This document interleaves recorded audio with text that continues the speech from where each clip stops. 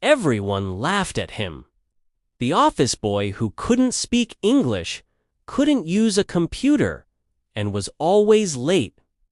But one day, the same boy solved a problem that the CEO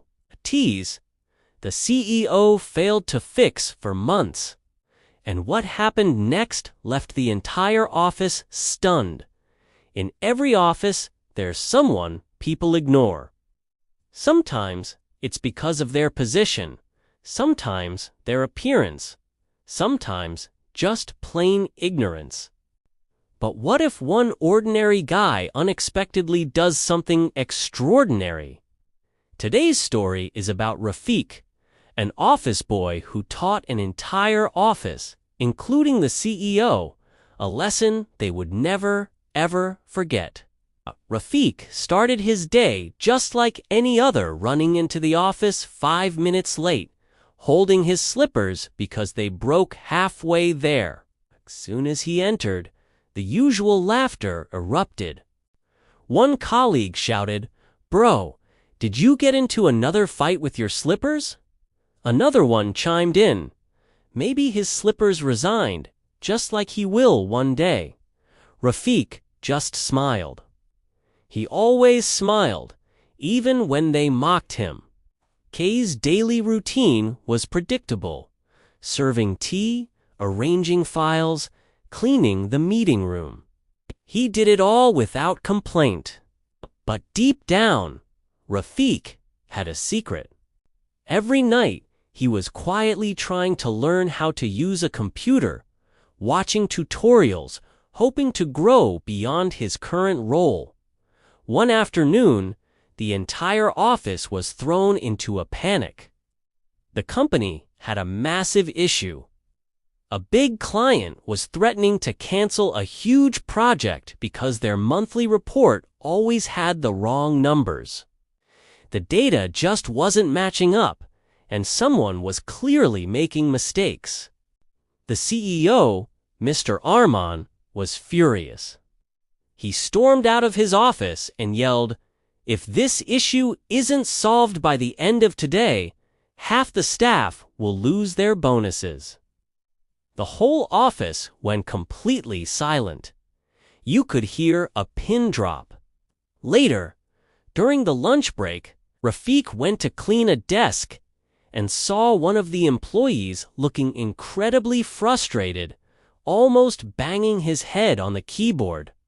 The employee muttered, "This stupid Excel formula.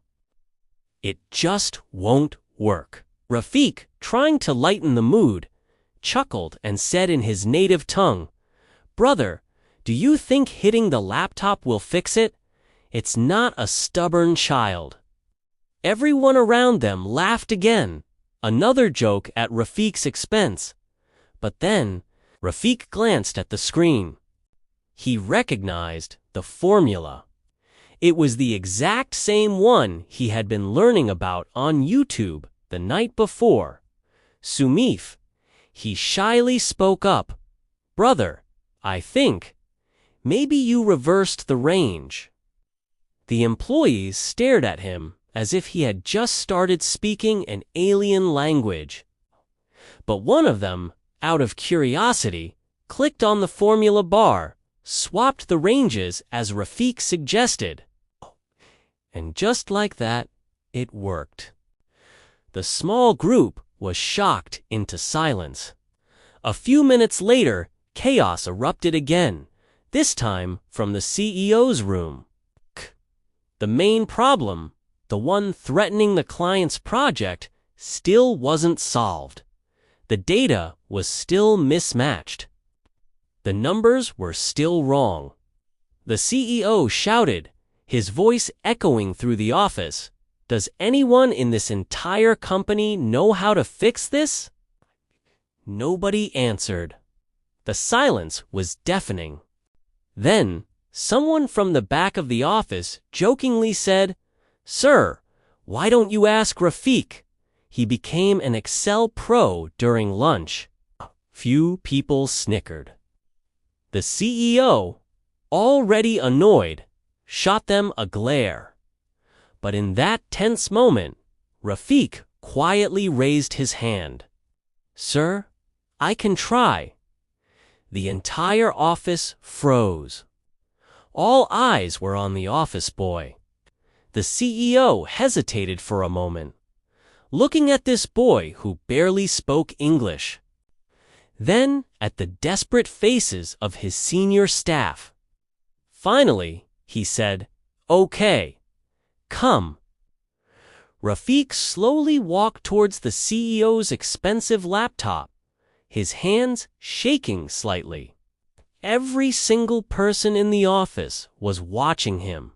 He opened the massive, complicated report. He looked at the formulas, the data, the different sheets, and then he noticed it. The problem wasn't the formula. It wasn't the raw data. It wasn't the linked sheets. It was something so simple, so basic, that no one had even bothered to check for it. The key column had invisible extra spaces at the end of the text in some cells. These tiny hidden spaces were causing the lookup formulas to fail, creating the mismatches. He calmly selected the entire column, typed in a simple function, trim, and hit enter. Boom! In an instant, everything aligned. The numbers became perfect. The report was fixed. The room exploded with noise. One employee shouted, "Bro, how did you do that?" Another one said, "Wait, isn't that an advanced function?"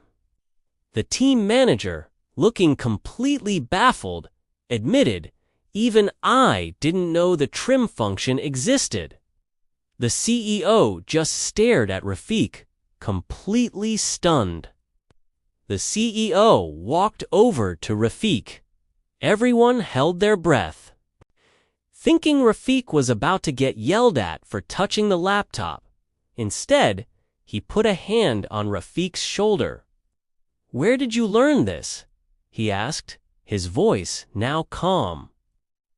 Rafiq looked down at his feet and said quietly, "The internet, sir. I study at night, when everyone else is sleeping." The CEO smiled, a genuine, warm smile.